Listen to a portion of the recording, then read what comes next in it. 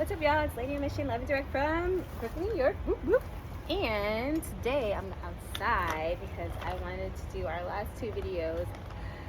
It's just a little differently, even though I love my kitchen, but because it's summer and it's beautiful outside, I decided to do it outside. So here is our last two secrets of raising stronger, more confident young ladies who know they are enough and know how to accept self. Secret number 6 says, teach your daughter the best love is self-love. Teach her a self-care regimen to take care of herself on a weekly or monthly basis. So I have a funny little story. When we were living in Brooklyn the first time, my daughter was trying to figure out if she liked or loved her natural hair. I was trying to get her to just love her hair, just like I was loving my hair. I was going through my little self regimen of embracing my hair because I didn't have my locks at that time. I just had my natural hair fro, and I would 2-strand twist it and just, have a 2-strand twist in for a few days and then take it out so I have a nice curly fro. So my daughter was watching me through this process, and she was finding out if she really loved her hair or not as well. And I became a naturalista because I had to do her hair, and I was doing weaves and straighten hair and whatever else that I could think of. And then I realized when I watched her hair, I was like, oh my god, her hair is so beautiful. I wonder if my hair is as beautiful as hers. And it turns out that it is. So we swap basically, because every time she sees my hair, she's like, oh, my hair is not as curly and as whatever you want to call it, as soft as my hair is in the back, because we just have to have soft hair for us to love our hair. But that's neither here nor there. But my daughter didn't believe that she had that soft hair. I was like, if you just leave your hair alone, you would probably enjoy your hair as well. So come to find out that she's now working at a beauty internship for a beauty company, a big beauty company in New York City. I'm not gonna tell it. I'll let her tell it when she did in her own way, but I just keep it a secret, I guess, because I just do.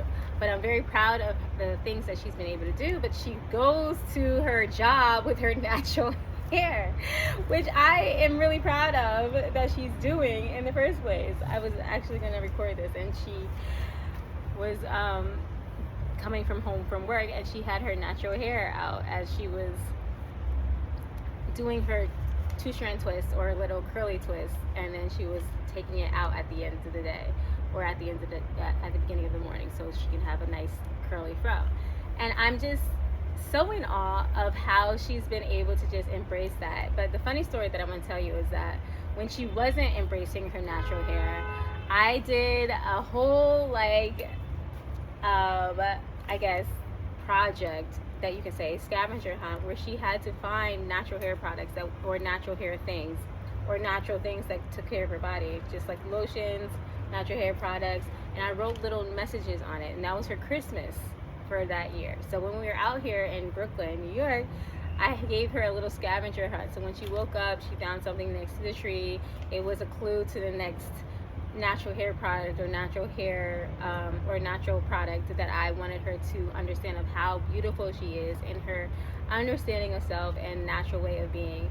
And come to behold, she eventually came to wanting to do her own products.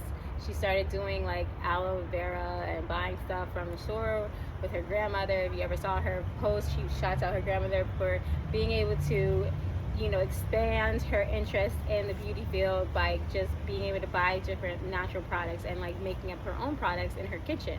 And so because she had those experiences at that time, she's now a chemist major at a HBCU, doing big things at the biggest HBCU actually, and really like striving, straight A's, had her first internship in New York and had her internship in New Jersey last year, just finding her way. She loves the lab, and I just contributed to that understanding of pushing her to understand who she is naturally, right? What does she like to do? What does she like to unfold in her own understanding of self? And then giving her the space to do it her way, not pushing it on her, even though I tried to push it on her when I was younger.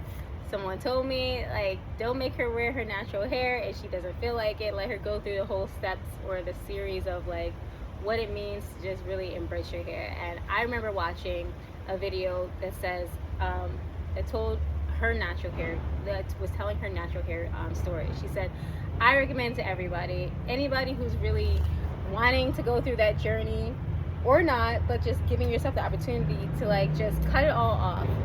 My daughter is thinking about it. She was talking about how her hair is, she wants to change it, and she wants to, you know, cut her hair. And I thought that was beautiful. I thought that was just big of her because of how I know her to be. But the fact is that through this video, they said you should always find a way to just give yourself the opportunity to find your own journey. And like, I cut my hair 3 times, shaved it off just 3 times.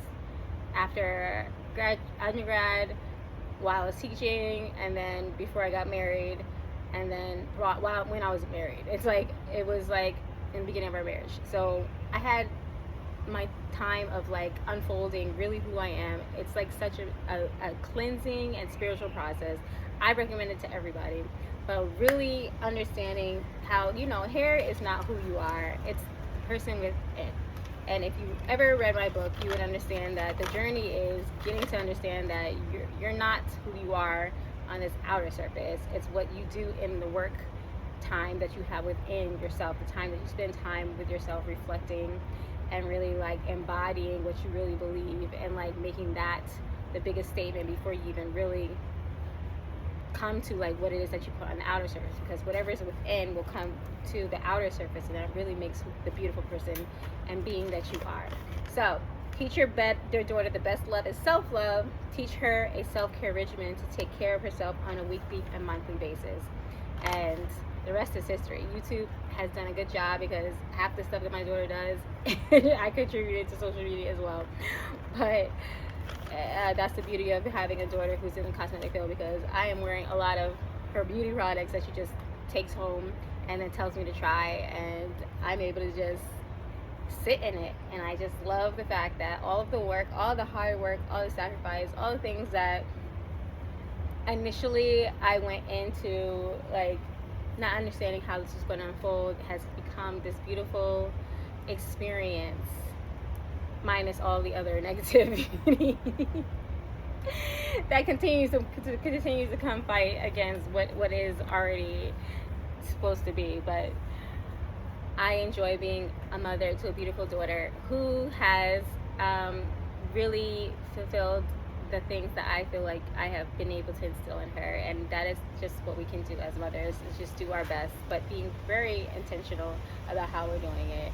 Don't make her one of those who are so concerned about what's going on the outside without really managing what is also going within. So that's all I have to say for now. Love and be loved. Peace and hair grease. Short video today. Bye.